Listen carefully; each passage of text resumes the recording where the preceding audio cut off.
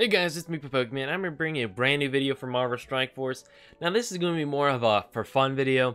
There's not much to talk about right now for Marvel Strike Force. I'm going to be honest with you, the Deadpool event's been extended to the 18th, I believe. We'll probably have an update coming out after that.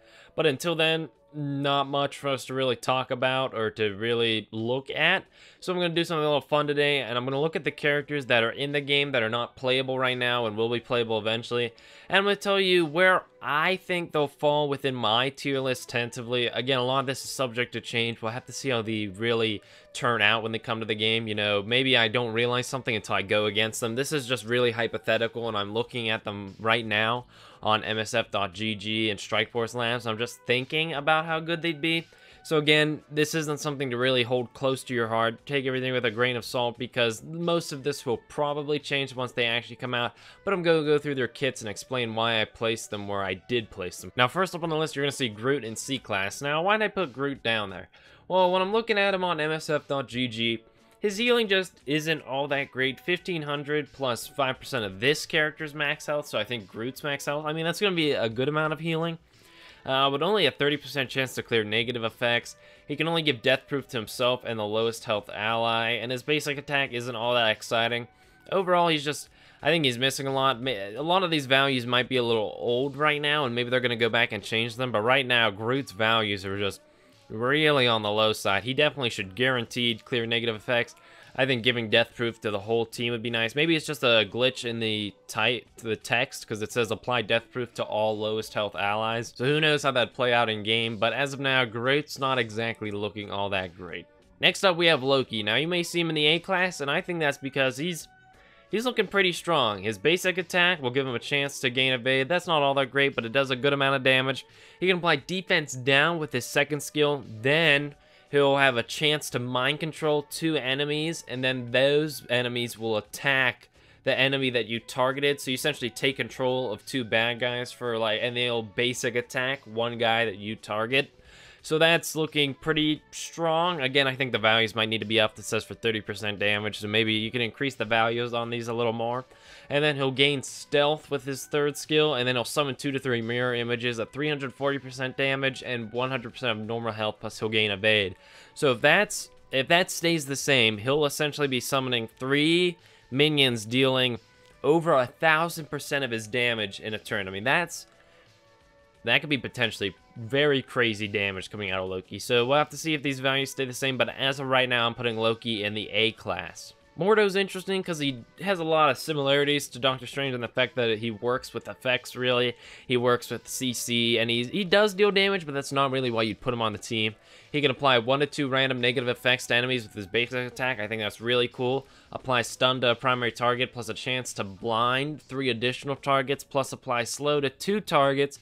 And then for his third skill, he can apply heal block to all enemies. So he has all kinds of crazy stuff in his kit. And if an ally dies, he'll actually heal himself too. So he seems to have a lot of very interesting stuff in his kit. We'd have to see how this plays out in game.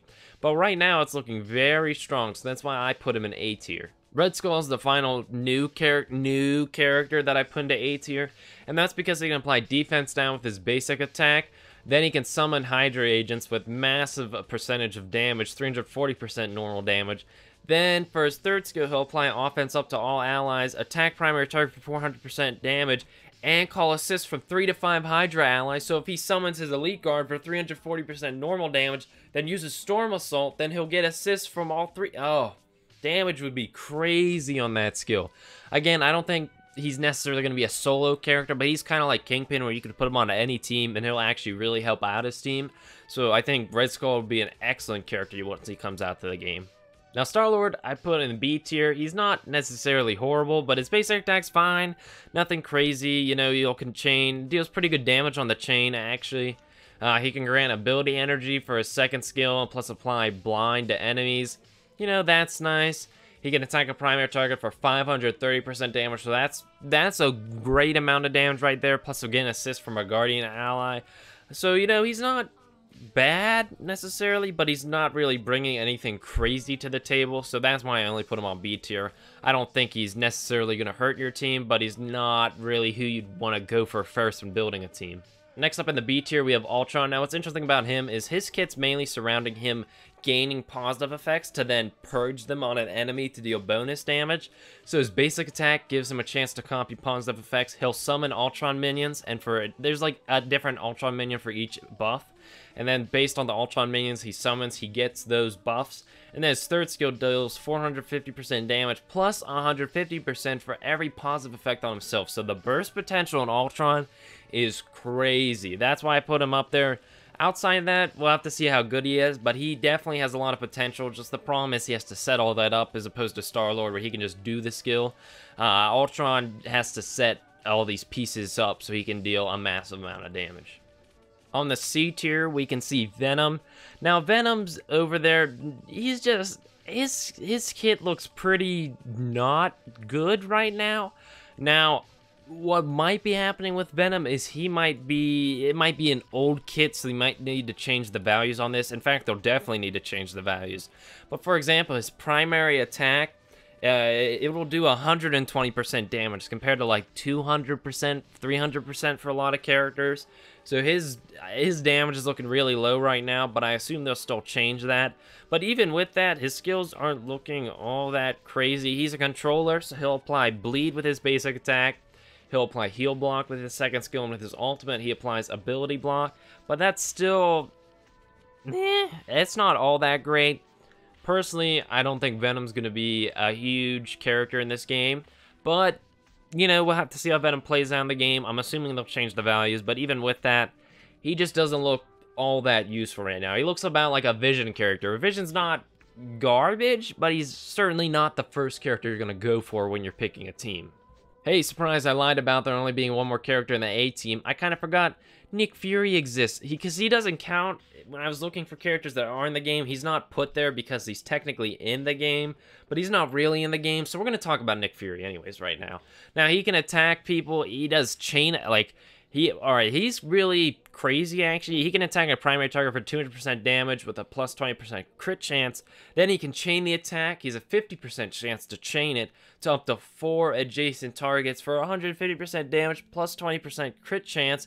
And then he'll grant 1 ability energy to an ally every time he crits. So that's an intense skill right there. His second skill gives him defense up. He'll heal all allies for 3,500 health plus 5% of his health, and then he'll apply all positive effects that he has to his ally. So now I don't know if he'll give him the defense up first, then share the defense up to everybody, but this could be crazy. Let's say, you know, you give a speed up or an offense up with somebody, and then he does rally. That means your whole team has speed up and offense up. So there's definitely a lot of potential for Nick Fury with this skill rally. And then reinforcements, you know, most people just summon minions and that's it. But he'll gain offense up for 3 turns and then summon 2 shield agents. And if he does this and then rally, he'd give offense up to his entire team. So all kinds of really interesting stuff Nick Fury can do. Very complicated, but Nick Fury's definitely looking pretty good just straight off the bat.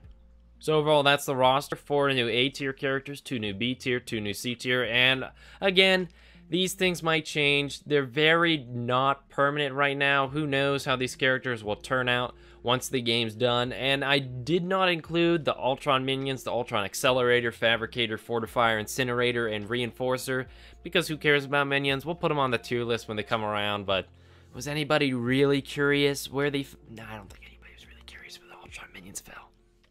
But hey guys, what do I know about Marvel Strike Force? I am just a 16-year-old. Let me know if you enjoy this more hypothetical style of video. Signing off, guys.